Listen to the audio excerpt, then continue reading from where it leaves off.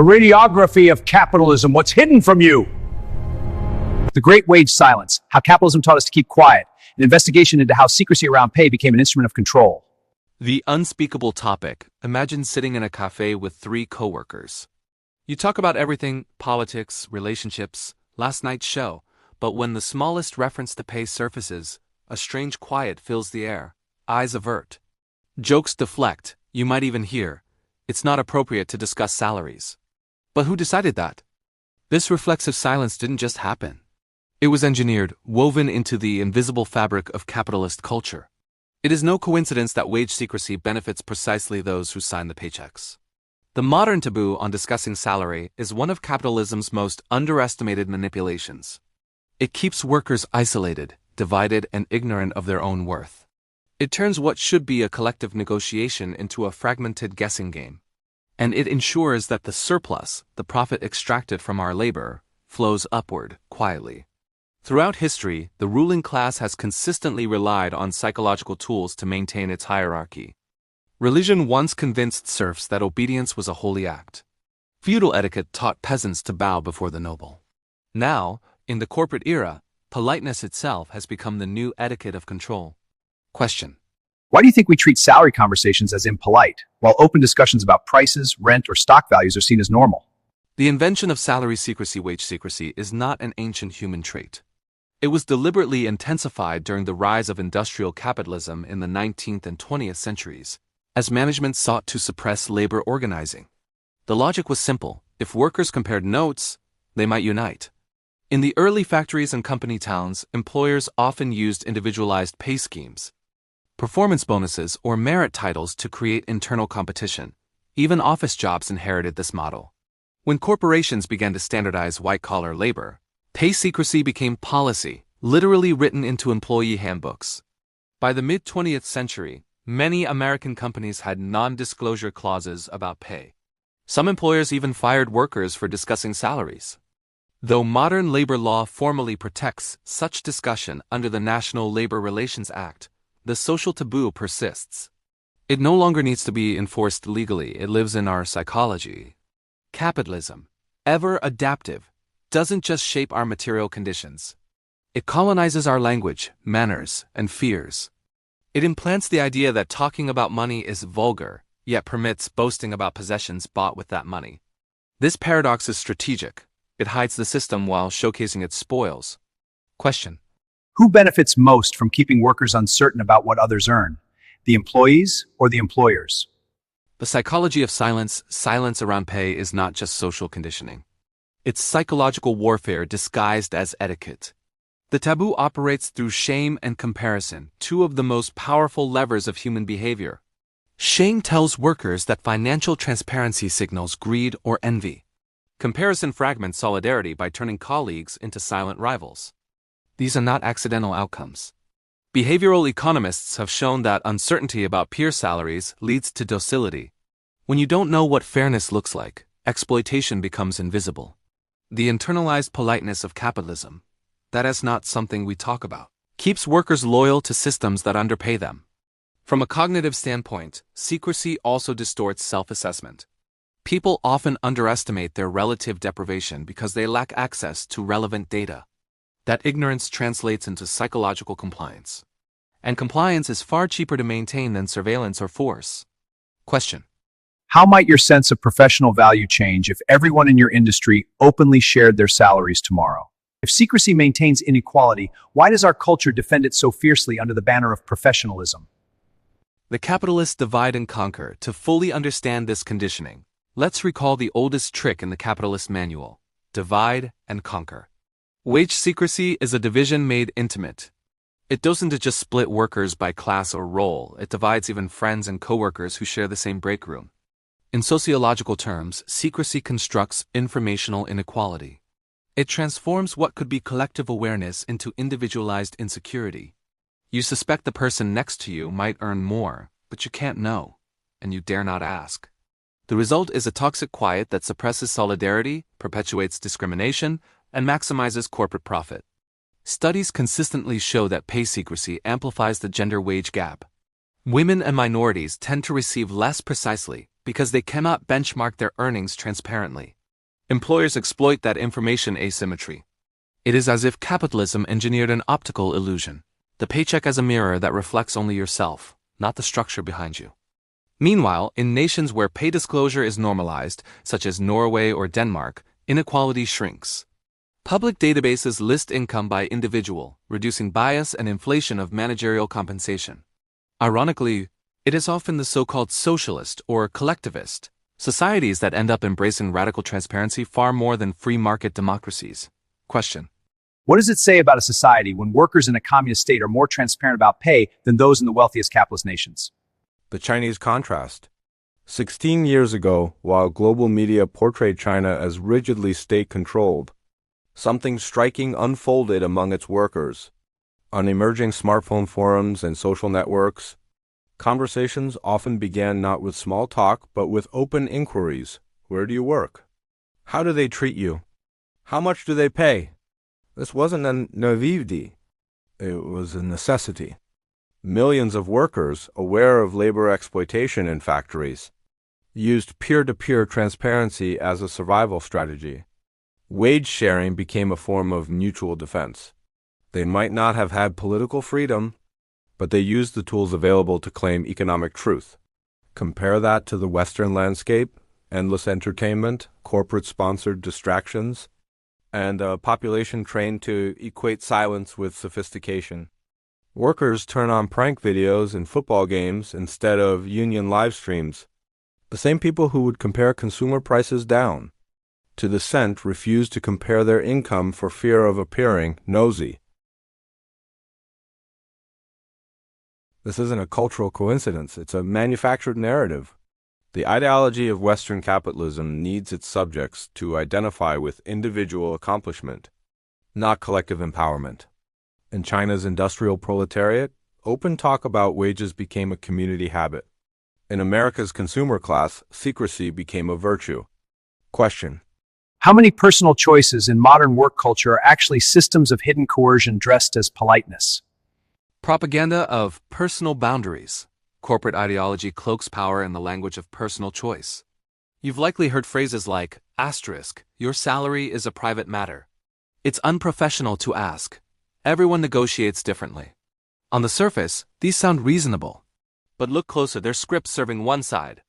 Personal matter reframes systemic inequality as a matter of personal discretion. Unprofessional redefines information sharing as a moral failure. This is subtle propaganda. It transforms economic exploitation into etiquette. It turns fairness into awkwardness. It convinces employees to self-censor before management ever needs to intervene. The outcome? Workers distrust not just their employers but each other. And distrust is the death of collective power. Question. Why does the free market oppose free information when the subject is your labor value? The economics of unknowns. From a financial perspective, secrecy is a profit multiplier. Let's quantify this manipulation. Suppose you have 500 employees. If pay transparency reduced the wage gap by even 5%, that might cost the company hundreds of thousands per year. Multiply that across industries, and you have billions redistributed from shareholder dividends to salaries. For executives and owners, secrecy is not cultural, it's strategic capital preservation.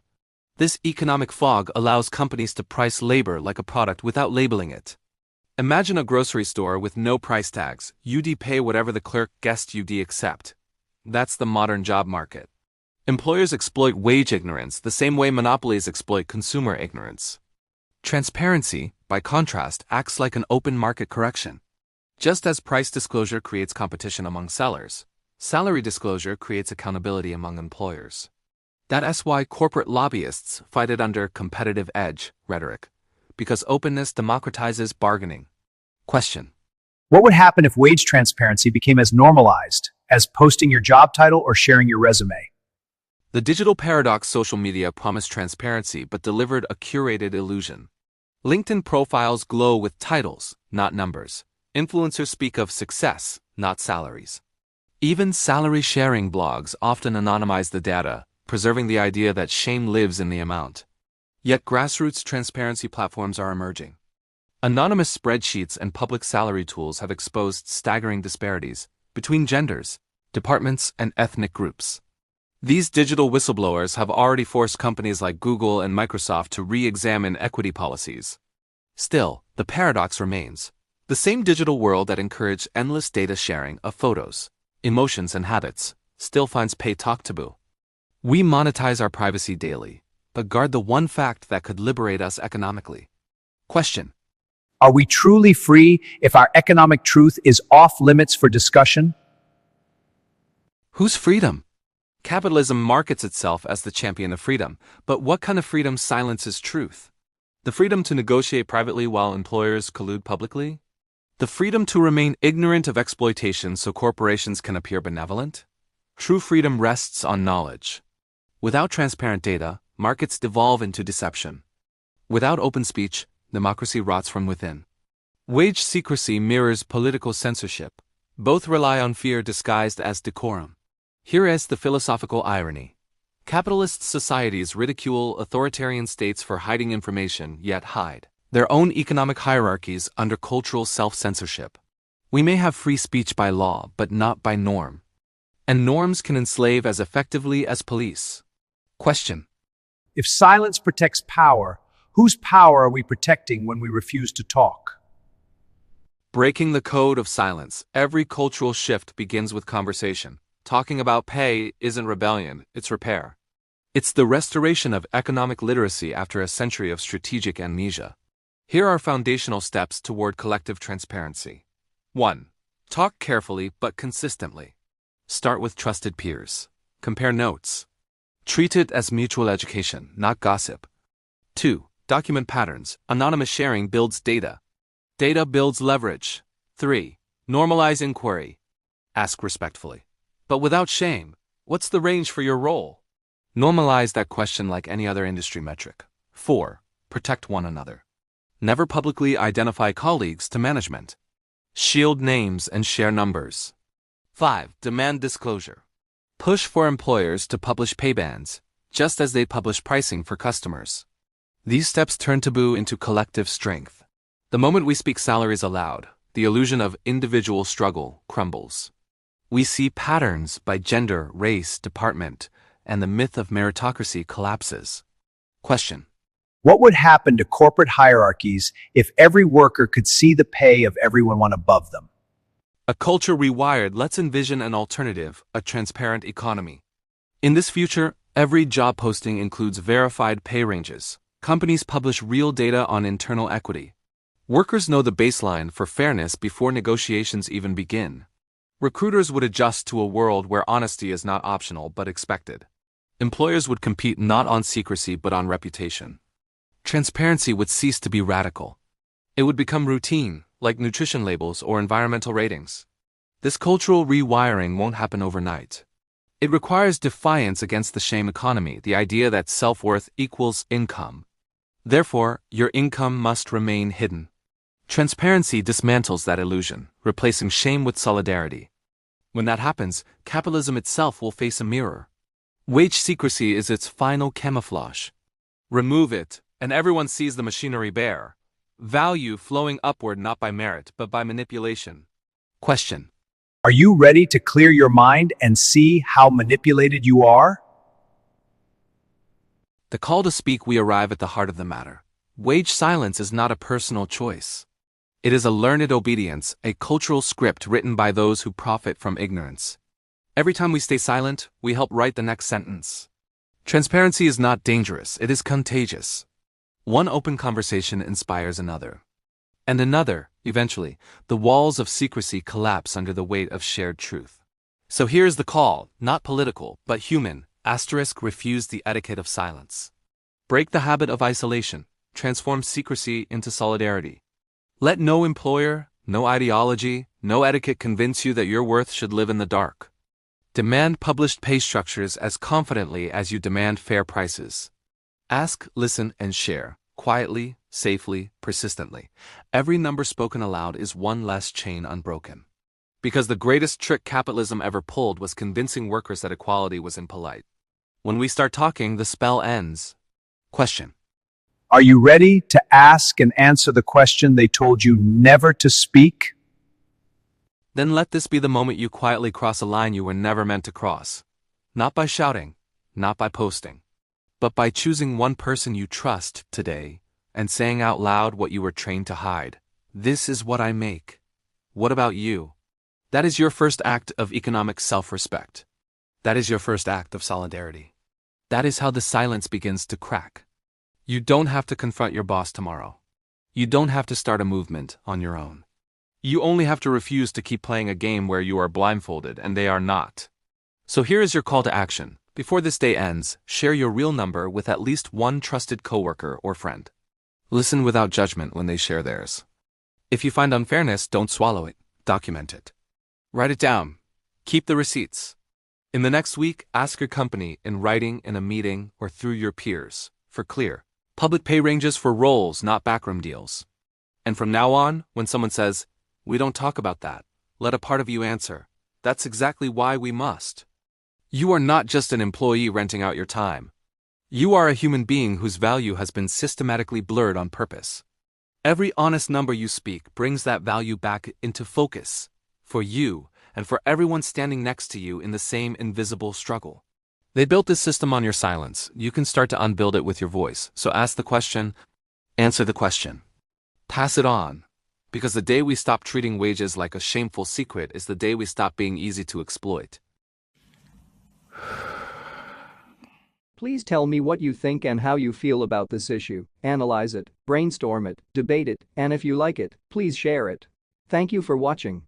I truly and highly appreciate you, and God bless you.